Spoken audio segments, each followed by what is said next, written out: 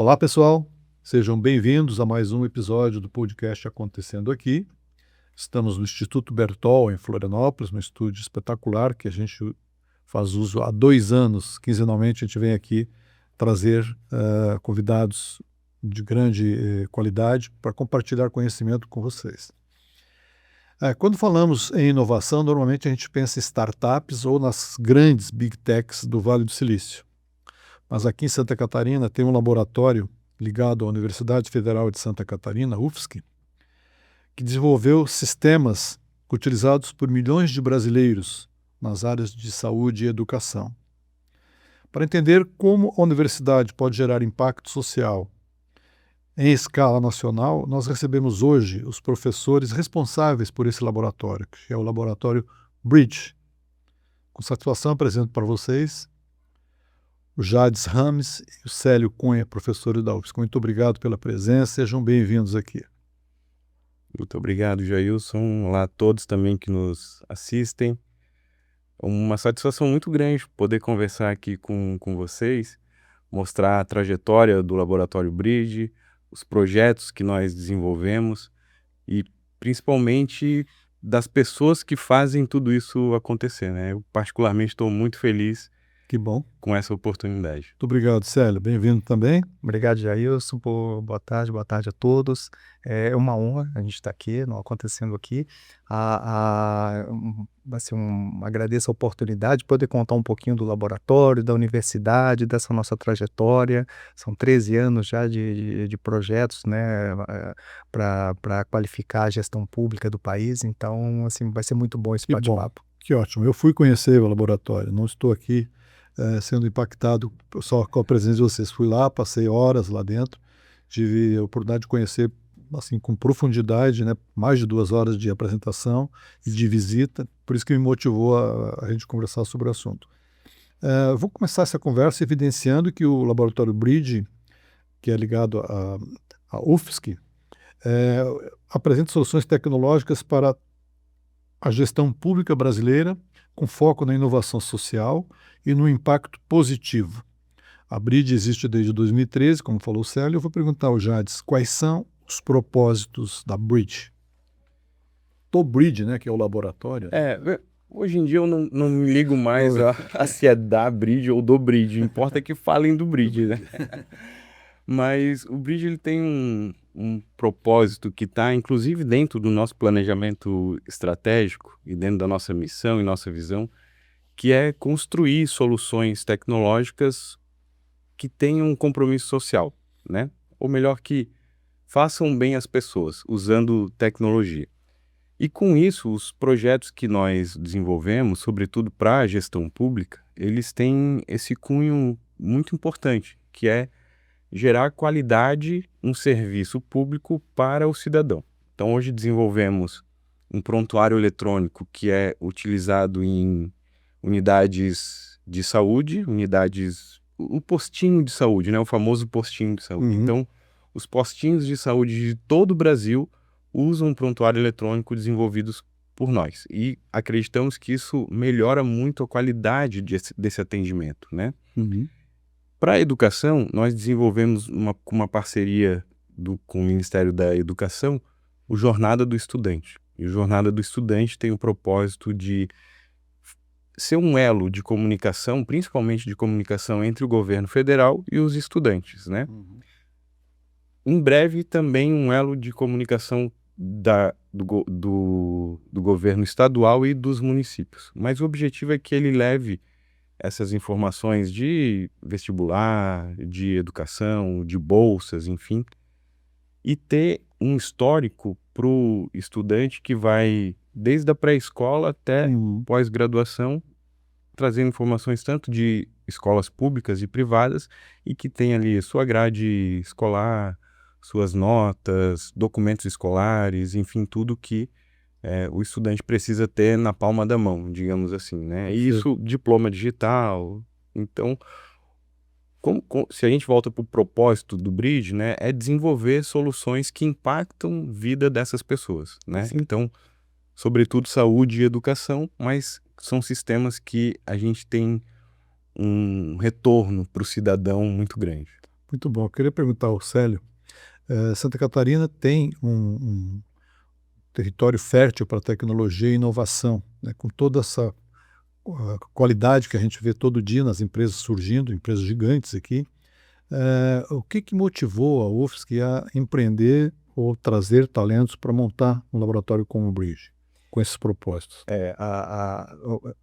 Eu digo que Santa Catarina, assim, é um celeiro de inovação, né? Santa Catarina tem grandes empresas, nós temos empresa em Tubarão, no Vale do Itajaí, Blumenau, Joinville, enfim, em Florianópolis, e são empresas de representação internacional, não Sim. só atuação no Brasil, né? E isso vem se consolidando ao longo de muitos anos, né? Quando o projeto do ESUS veio para a universidade em 2013, ele veio porque Florianópolis era um caso de sucesso no projeto de informatização em saúde. Então, assim, o projeto veio para cá justamente pela proximidade do sucesso, da qualidade dos profissionais, do conhecimento que era produzido já na universidade ao longo do tempo. A universidade foi berço de grandes empresas, de CAT, grandes... por exemplo. Exatamente. Nós temos a ACAT aqui em Santa Catarina, né, que é a Associação Catarinense de Tecnologia, Oriunda. orienta a universidade, que tem ali no seu contexto muitas empresas inovadoras, muitas empresas e muitas que inclusive foram incubadas dentro da universidade. Então, existe já uma cultura em Santa Catarina de empreendedorismo muito forte em tecnologia, existe uma cultura de investimento em tecnologia de grandes empresas internacionais que vêm para cá investir aqui, e isso acaba atraindo e motivando, inclusive, os jovens, né, a se desenvolverem nessa área. Por isso que acaba produzindo essa grande quantidade, né, de profissionais qualificados, e aí as empresas, lógico, que vão olhar para cá, né? Então, basicamente assim, é um cenário totalmente a favor, né, favorável a que tudo isso cresça. Cresça e Exatamente. se multiplique muito, né? Exatamente. 13 anos, vocês já viram muita multiplicação lá dentro, certamente. Meu Deus. Vocês falam muito em tecnologia com compromisso social. Essa filosofia influencia na decisão de vocês para o ensino que o laboratório se propõe? Sem dúvida, sem dúvida. E o laboratório, por ele estar dentro da universidade, ele tem um papel social com os estudantes muito grande também, né? Para vocês terem uma ideia, hoje somos em 214 colaboradores, ou bridges, como carinhosamente chamamos os colaboradores. Desses 214, metade praticamente são alunos da nossa universidade, né? E mais de 400 alunos já passaram pelo Laboratório Bridge. E esses alunos hoje estão no mercado de trabalho, e quando eles saem, termina a bolsa, eles saem com uma experiência, com uma bagagem gigante, porque o Laboratório Bridge, apesar de não ser uma empresa, ele trabalha como se fosse. Nós temos metas, temos uma gestão muito bem feita. Os cargos Então, todos na linha do C-Level. Utilizamos o C-Level, né? E temos aí supervisores, coordenadores, líderes, referências. Então, todos a forma com que a gente trabalha, as metas que a gente tem, os resultados, principalmente, que a gente entrega, é como a gente entrega para o estudante uma relação teoria-prática que nem toda universidade consegue oferecer, né? E ainda pagando uma bolsa, que é uma bolsa muito boa, né? Então, esse papel do Laboratório Bridge de forjar esses profissionais para o mercado, tanto que quando saem do Laboratório Bridge, todos têm já ofertas de trabalho, né? E para grandes big techs, exterior também. Então, tem um papel fundamental ali, que é a formação dessas pessoas, ao mesmo tempo em que eles produzem grandes resultados para as soluções que nós entregamos para o governo. Pois é. Eu queria ver com o Célio, assim, se vocês trabalham com tanta tecnologia, com ferramentas, com áreas sofisticadas, né, que exigem grandes servidores, como eu vi lá, servidores assim que só a NASA tem. Qual é o objetivo de vocês na solução dos problemas humanos? Assim, a gente a gente trata o humano desde os nossos bolsistas até aquela pessoa que é beneficiada pelos nossos projetos lá, né?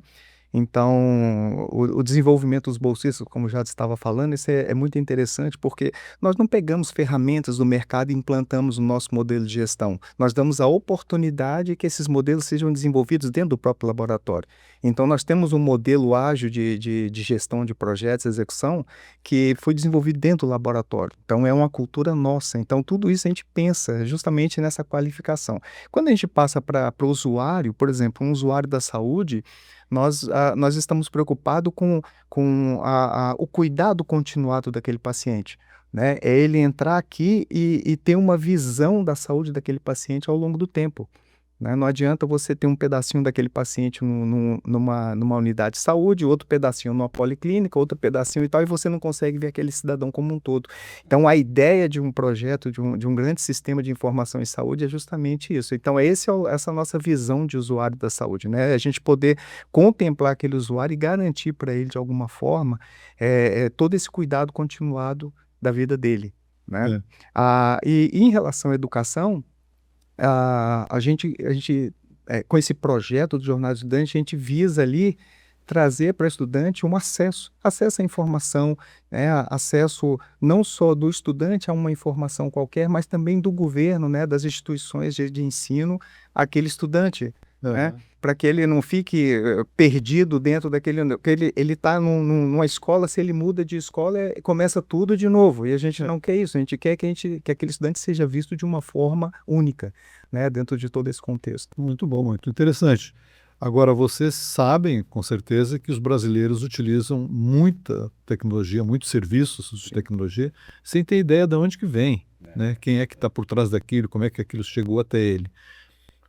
Qual projeto já você destacaria como projeto que realmente vocês têm orgulho porque fez a diferença na vida dos brasileiros? E muitas vezes os cidadãos não sabem nem que está usando uma tecnologia para aquilo, né? Num atendimento ali. Bem, se for para definir um projeto, eu acho que eu escolheria o maior que a gente tem hoje, que é o eSUS APS, né? O Prontuário Eletrônico do Cidadão para Atenção Primária em Saúde, que é essa parceria com o Ministério da Saúde. Esse sistema está em todos os municípios do Brasil, todos eles têm que ter essa aplicação. A maioria deles usa na sua versão completa, com um prontuário completo, e esse sistema hoje é o mais abrangente que nós temos, e fizemos uma estimativa recente que em torno de 150 milhões de brasileiros possuem pelo menos um registro nesse sistema. Nossa. Né? Seja um cadastro demográfico feito por um agente comunitário de saúde, até um atendimento clínico feito por um especialista médico, né? E esses 150 milhões não têm ideia que Não foram tem ideia ajudados por tem isso, pelo né? menos um registro, Que usaram isso, né? Eu ouso dizer que se você não tem, pelo menos um familiar seu tem um registro nesse sistema. Lembrando que o sistema ele é descentralizado, então todo município tem a aplicação em seus servidores, mas as informações são enviadas a cada minuto para um centralizador nacional que fica no Ministério da Saúde, em Brasília, no DataSUS especificamente, e lá ele reúne hoje em torno de 50 bilhões de registros clínicos nesses praticamente 13 anos, né, de envio de informação para lá.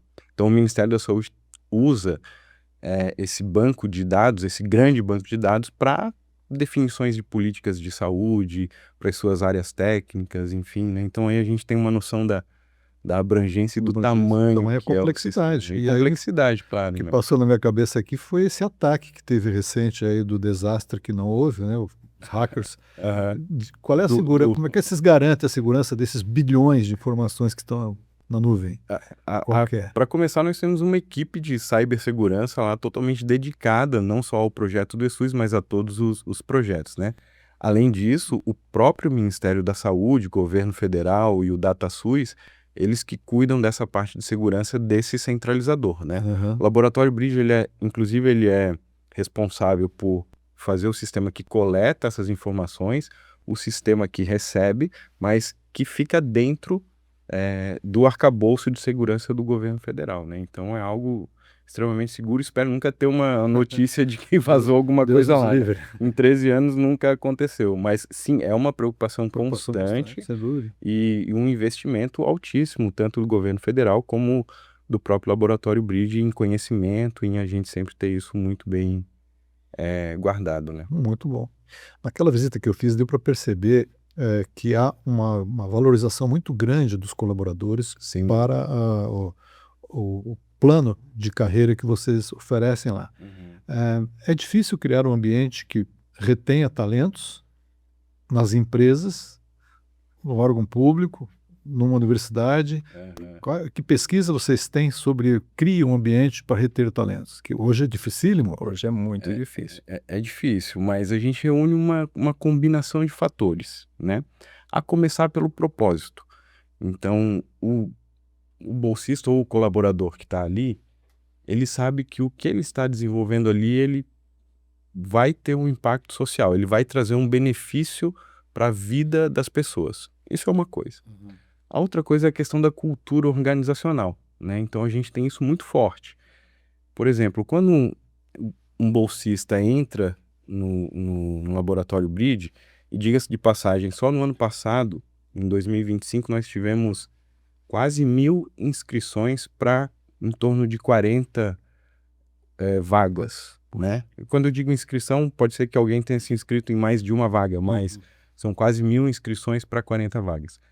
Antes deles entrarem, a gente já faz uma palestra chamada Be Discovery, que eles vão conhecer o que é o Laboratório Bridge antes mesmo de entrar, né? E ali tem o papel de a gente mostrar o que é, inclusive tirar dúvidas das áreas que eles vão entrar. O que eu vou fazer como qualidade de software? O que eu vou fazer como desenvolvedor, né?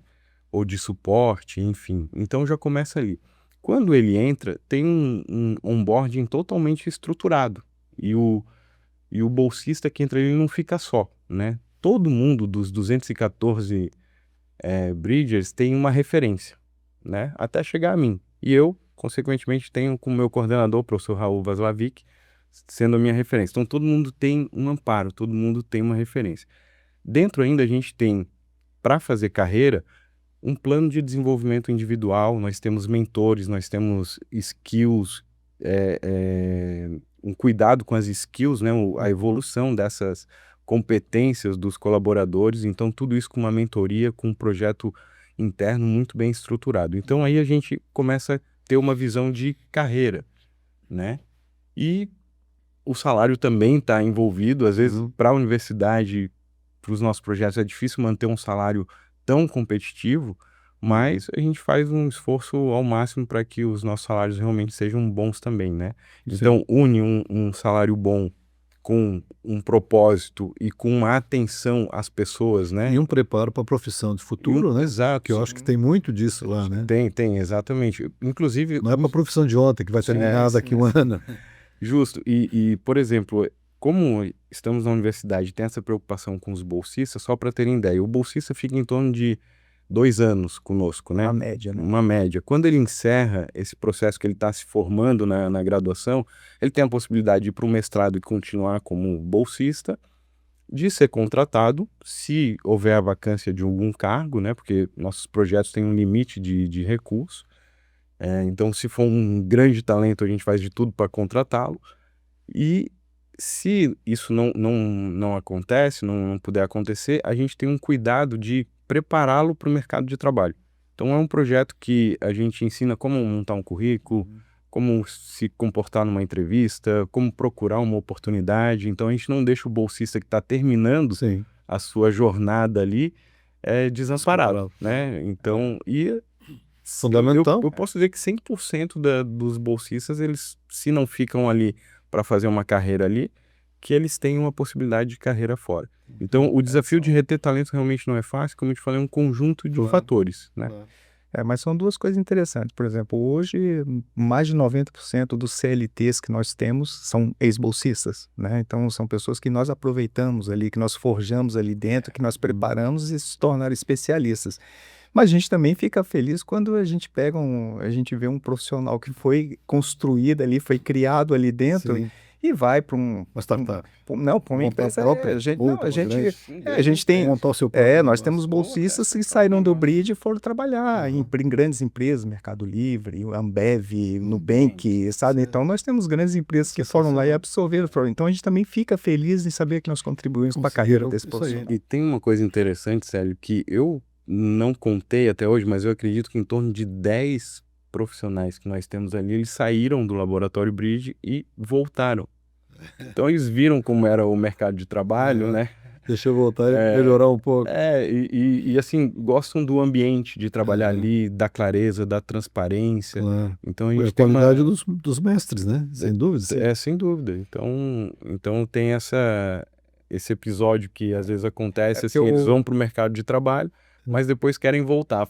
E a gente recebe muito relato, assim, nada como trabalhar no laboratório Bridge. E o laboratório tem uma coisa boa, que ele facilita esse acesso à academia, né? Então, assim, nós temos profissionais que têm facilidade para fazer mestrados, doutorados, entendeu? E coisas que muitas vezes as empresas não têm. Isso, o currículo que ele já tem ali dentro de casa, né? Exatamente. Então, o laboratório, ele propicia isso também, essa maior vivência acadêmica ali. Muito bom. Célio, eu queria saber da tua opinião sobre o seguinte. O setor privado, ele é muito conectado e associado à eficiência. E a universidade à pesquisa. O Bridge está quebrando essa conjunção? Olha, eu acredito que sim.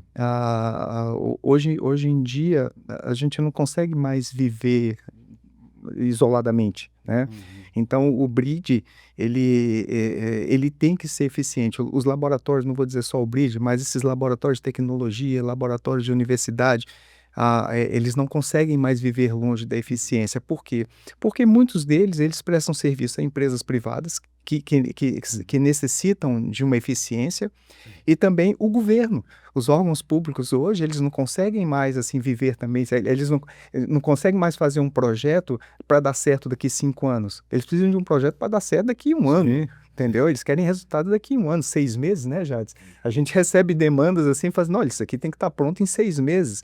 Então, e aí isso acaba exigindo uma eficiência. É por isso que o Bridge, eu estou dizendo no contexto do Bridge, que é onde a gente conhece mais, é por isso que o Bridge criou todo esse modelo de desenvolvimento ágil, de gestão de projetos, sabe, de uma forma adequada, para que a gente conseguisse realmente atingir uma eficiência e conseguisse atender às exigências e às necessidades dos nossos clientes. Porque se a gente não for desse jeito, a gente perde a competitividade, né, e não atende as necessidades dos clientes, né? E assim, e aquilo que a gente busca, que é sempre evoluir, sempre crescer, sempre tornar o Bridge uma instituição assim forte dentro desse mercado de tecnologia. Eu digo o seguinte, a gente não quer concorrer com ninguém, a gente só quer fazer parte, entendeu? Sim. Do todo, né? A gente quer estar lá dentro, a gente quer desenvolver, a gente quer fazer parceria, a gente quer fazer troca de conhecimento. Com 13 anos ali, já não tem mais que querer, já são queridos, né? Certamente. Eu creio, Jesus, que essa questão, né, de como que é a visão de uma empresa privada e da universidade, ou do Bridge, sobretudo, é um pouco de cada em relação, assim, a universidade hoje, pelo menos nós acreditamos que ela não tem só o papel de pesquisa, ela tem o papel de entregar algo concreto também para o cidadão, né? Para a comunidade, para o governo, né? Como a gente faz. Mas as empresas também precisam de pesquisa, né? Então, acho que o modelo do laboratório que entrega resultados, né? Produtos de tecnologia, mas agregado isso à pesquisa, eu acho que é o modelo em que as empresas também estão adotando, porque precisam de pesquisa também, né? Vem assuntos novos. Inteligência artificial, a empresa tem que pesquisar, tem que investir, tem que estudar, né? E isso, claro, está um pouco na nossa veia. Inteligência artificial mal começou, Mal né? começou. E isso está na veia dentro da universidade, né? Essa pesquisa junto com a entrega. Então, acho que o que o laboratório faz é isso, é unir essa pesquisa, mas entregar resultado também em projetos concretos para... Juntou os dois desafios ali, né? Exatamente. Você falou de inteligência artificial. Na tua opinião, a inteligência artificial corre o risco de aumentar a burocracia no lugar de simplificá-la? Com tudo que vocês fazem lá, vocês já enxergaram um pouco por esse lado? Uma pergunta um pouco polêmica, assim, né? Mas os meus professores, meus mestres, eles diziam isso lá atrás, quando comecei a graduação, que deram o processo de informatização. Estávamos começando com o processo de informatização, né? Enfim, COBOL ainda, né? eu trabalhei com COBOL, né? Isso pode entregar a minha idade, mas eu trabalhei com COBOL. Mas eles falavam o seguinte, que não adianta você informatizar um processo ruim. Uhum. Você só vai passar de um Aumentar processo o caos. burocrático para um processo burocrático digital, né? E eu acho que com a inteligência artificial acaba sendo assim também. A gente tem que ver aonde aplicá-la e de Exatamente. que maneira aplicá-la, né? Perfeito. Então, se a gente for no serviço público, não acho que vai acabar toda a burocracia, mas pode resolver muitas coisas, a começar pelas integrações de sistemas, né? Hoje, Receita Federal, hoje você vai fazer o seu imposto de renda, já cruza tudo que é dado ali. Uma coisa que talvez não exista tão fortemente ainda na saúde, né? E a inteligência artificial pode ajudar nesse sentido de diminuir a quantidade de locais que têm essas informações. É só uma pontinha, né? Uhum. Até a gente fazer análise preditiva, enfim, e analisar como que dentro, por exemplo, desse grande banco de dados que o Ministério da Saúde tem, aplicar a inteligência artificial e prever um caos, prever uma pandemia, prever alguma coisa que a gente possa... E é possível. E é possível, É bem claro. possível. claro. A tecnologia está aí para fazer isso. Eu costumo falar ultimamente lá nas nossas reuniões, né, Célio, que tecnicamente não tem mais nada impeditivo. Assim, né? Às vezes o que falta é investimento do governo. Vontade de fazer, né? Falta isso, falta um pouco dessa política, assim, de querer fazer, enfim, mas tecnicamente é possível a gente fazer muita coisa hoje, né? Na opinião de vocês, em 2030, daqui uns 4, 5 anos, que empresa pública existirá do jeito que ela é hoje? Olha, O setor público. eu acho, assim, eu não diria empresa pública, eu digo serviço público, Serviço né? A gente vem observando assim alguns serviços eles estão mais evoluídos, eles estão evoluindo muito rápido, né? Para você ver assim, segurança pública, né? Hoje em dia tem câmeras espalhadas que identificam o cidadão, ali já descobre se aquele cidadão é uma pessoa perigosa para a sociedade, né? Então, assim, nós já temos vários serviços públicos hoje que eles já estão bastante evoluídos, né? Eu acho que nós não vamos ter um serviço público que ele vai sumir, né? Mas talvez um serviço público que ele seja englobado, assim, que ele seja absorvido por um outro serviço público, né? E talvez, assim, um serviço público que esteja crescendo muito rápido, ele possa pegar um outro serviço público e trazer para dentro dele e assim, acelerar também a evolução, né? O desenvolvimento tecnológico daquele outro serviço público. Não há risco de serviços públicos desaparecerem pela automatização? É o que eu estou falando, assim, Só com a junção na sua uma opinião? prestação de serviço, ela pode sumir, um modelo de prestação de serviço, mas o serviço em si ele não vai Ele sumir. muda o modelo, a forma. Ele muda o modelo, a forma, por exemplo, sei lá, vamos pensar assim, um atendimento previdenciário, né? Então aquele atendimento ele pode sumir daquela forma que ele existe hoje, né? Talvez por causa da IA, talvez por causa da modernização, como já se falou e tal. Mas eu não acredito muito, assim, eu trabalhei minha vida toda no governo, né? A gente trabalha na universidade, é governo, então a gente vê o seguinte, que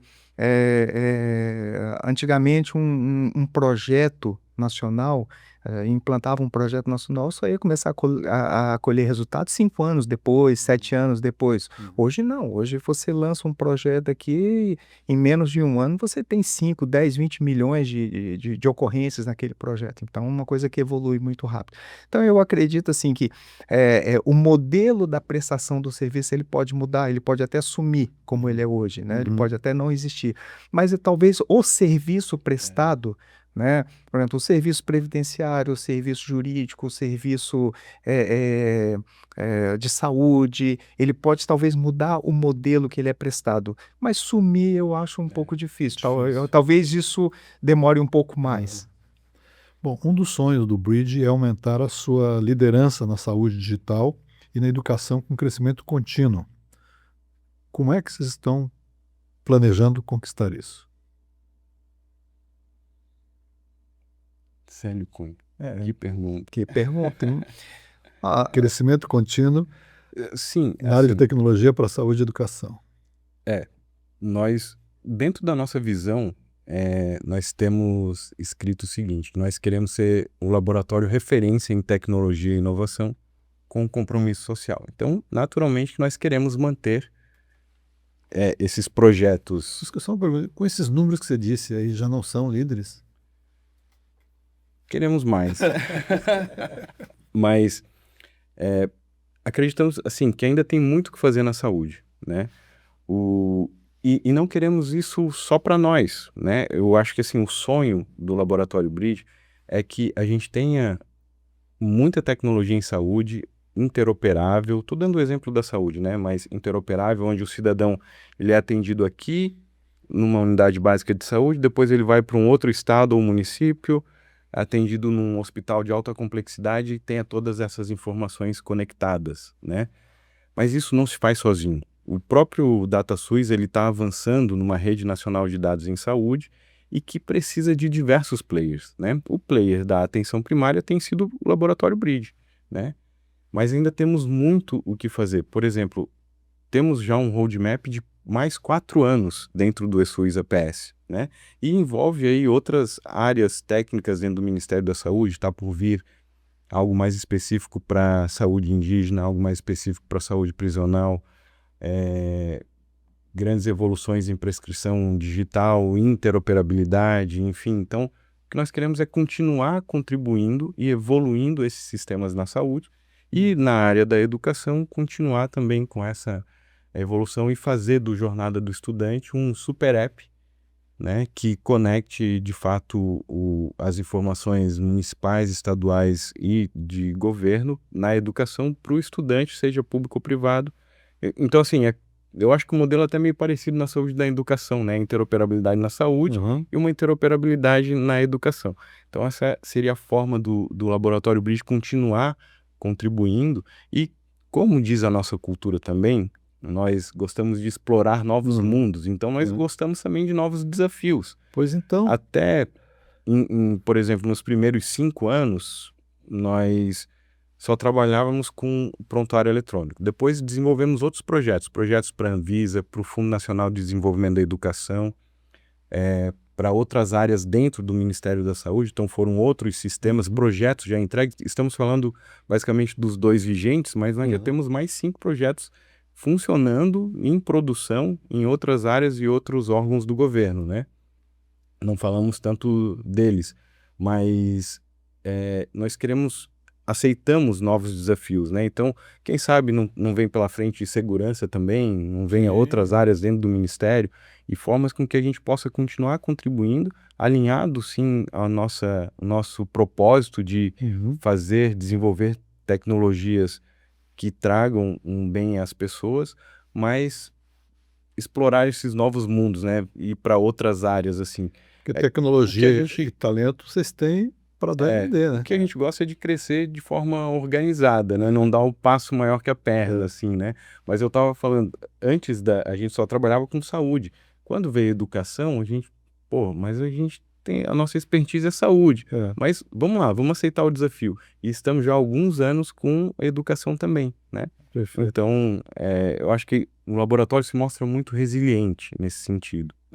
E isso nós devemos muito aos profissionais que nós temos lá, naturalmente. Quando nós começamos o projeto em 2013, a gente pensava assim, olha, eu sempre falava para o Jades, assim, que a gente trabalha junto desde 2011, e eu falava assim, Jades, olha, pensa num projeto para 20 anos, porque daqui 20 anos vai ter outro modelo de tecnologia, outra coisa, e provavelmente... Naquela época não tinha velocidade da tecnologia não mudando tinha. como é hoje, né? Exatamente. E eu falava para ele, assim, olha, então vamos montar uma estrutura que a gente consiga manter esse projeto durante 20 anos, porque daqui para lá muita coisa vai mudar e tal.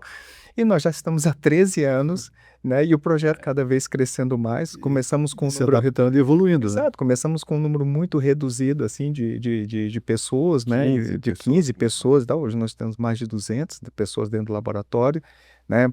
Tínhamos uma sala que não tinha janela, né? E eu, como essa aqui, e eu lembro que botaram um quadro assim com uma pintura de janela, né? Eu falei assim, olha, tá aí, vocês têm uma janela, agora sejam felizes. Assim, poxa, gente, não tem janela, não tem nem janela aí, botou uma janela artificial. Então, assim, nós não pensávamos que chegaríamos neste ponto que estamos hoje, né? Então, mas sempre procuramos sermos assim corretos, sabe, pé no chão, fazer a coisa como tem que ser feita, da forma correta, exatamente, sem dar um passo maior do que a perna, sem querer fazer milagre. Eu digo o seguinte, a gente já que é sabe jogar com fair play, né? Jogar com fair play. A gente já aprendeu a andar sobre as águas, né? Isso a gente já sabe, né? Agora acelerar um pouco esse modelo. Acelerar um pouco. Agora a gente tem que aprender a correr, né? Correr, sim. Mas assim, para encerrar a nossa conversa, porque o nosso tempo já passou alguns minutos, queria que vocês imaginassem que o governo federal dotou um orçamento infinito para vocês resolverem um problema do Brasil. Cada um de vocês vai escolher qual você resolveria. Eu posso começar. Eu resolveria o problema da saúde, da questão de integração em sistemas de saúde, dos diversos níveis de saúde de todo o território nacional, e a gente ter isso de uma forma integrada. Eu repito, o Ministério da Saúde já tem um projeto assim, mas eu aceleraria muito isso, envolveria todos os sistemas de saúde, isso envolve muitas coisas, né? Redução de custo, não fazer um exame repetido, ter essa informação centralizada, com foco no cidadão, né? E ter isso pronto, né? O sonho de a gente ter essa interoperabilidade no país. Ao mesmo tempo que na educação não é diferente, né? Mas se for para escolher um, eu começaria com esse da saúde. Certo. Eu acho que eu iria mais para a educação. Não combinamos de ficar com um. Não combinou. Apesar assim de eu trabalhei 15 anos no Ministério da Saúde, então eu tenho esse pezinho na saúde, esse mosquitinho da saúde me picou. Mas assim, é que eu acho que hoje, vendo o Jornada do Estudante, o projeto que nós temos com o Ministério, como ele foi concebido, nós vemos assim tantas possibilidades nesse projeto, sabe? Tantas possibilidades, e não só de trazer alguma informação ao resultado do ProUni, o resultado do FIES, no aplicativo. Não, isso dá para fazer um mundo, um projeto gigantesco. E por que eu penso na educação? Porque a partir da educação você vai realmente evoluir a sociedade. Você vai trazer sabe? Você vai gerar na sociedade essa cultura. Perfeito. Entendeu? Então eu acho que eu investiria. Eu gostaria de implantar várias coisas que eu imagino dentro desse projeto. Mas se é para resolver um problema, qual é o problema que existe em educação que você resolveria? Olha, eu acho que o maior problema é o acesso à educação, sabe? O acesso adequado à educação. É preparação na base, melhorar a preparação na base, sim. ou aumentar o número de salas e professores? Não, é você Ou melhorar. partir para o EAD cada vez mais? É você melhorar a qualidade, porque hoje assim, o que eu penso você tem uma criança em casa que ela já nasce, pega o seu celular e faz assim, ela parece que aquilo já está dentro dela. Mas lá na escola, ela não tem um computador em cada mesa, ela não tem o acesso à internet ali naquele momento, a professora não consegue, de repente, naquele momento, abrir um vídeo do YouTube e mostrar uma coisa interessante. O tal do vazio cognitivo. Exatamente, entendeu? Então, eu acho que... exatamente. Então, as crianças chegam em casa, ela não pega aquela cultura da escola, ela não tem aquilo, ela não consegue... Ela não compartilha em casa e não pega de casa e compartilha lá, né? Exatamente. Porque não tem esse preparo. Eu estava ouvindo vocês falarem sobre saúde e educação o tempo inteiro aqui, e eu penso assim, na saúde vocês estão cuidando do agora. Sim. E do curto prazo, que a saúde do cara é agora. Sim. E na educação vocês estão lidando com profissões do futuro, profissões que algumas a gente já sabe como serão, quais serão, algumas a gente não tem a menor ideia, e muitas a gente sabe que já sumiram e outras vão sumir rapidamente. Sim. Então esse cuidado com a educação, em preparar o jovem para esse desafio profissões do futuro, eu acho que digamos, é um grande problema, apesar da saúde ser também um gigante problema. Sim. Mas câmeras para vocês assim, terminarem a nossa Uhum. conversa. Se faltou alguma coisa que a gente não abordou, que vocês gostariam de dizer, por favor, está aqui para vocês, cada um falar o que achar que tem que falar agora aqui. Comunidade acontecendo aqui. Eu sou muito grato aos nossos parceiros, né? Ministério da Saúde, Ministério da Educação, sem os quais o Laboratório Bridge não existiria. Não faríamos projetos tão importantes, né, de nível nacional, e entregaríamos todo esse resultado. Agora, não entregaríamos tamanho resultado sem as pessoas, sem os nossos bridgers. Então, o recado que eu quero dar é de que tudo isso que o laboratório entrega para a população, entrega para o Brasil, né, para o governo, para o cidadão, está na mão desses bolsistas que escolhem entrar no Laboratório Bridge e dos profissionais que escolhem continuar no Laboratório Bridge e trabalhar com muito propósito e entregar grandes resultados. Então, o Laboratório Bridge não existiria não fosse as pessoas que constroem ele no dia a dia. No dia a dia. Bom, Jailson, eu acredito que o Brasil precisa de mais investimento na área de tecnologia. Eu acho que ainda se investe pouco, tá, nessa questão da tecnologia. Eu trabalho há mais de 30 anos com projetos de tecnologia e dentro do Bridge eu aprendi muita coisa. Por incrível que pareça, eu cheguei dentro do Bridge e aprendi muita coisa. A experiência que eu vivi dentro do Bridge, com todo esse compromisso, né, dos estudantes, dos bolsistas, dos nossos colaboradores, da própria universidade, né, e das fundações que fazem toda a parte da gestão administrativa dos projetos. Então a gente tem acompanhado assim ao longo desse tempo que a maior dificuldade é você buscar o financiamento, né?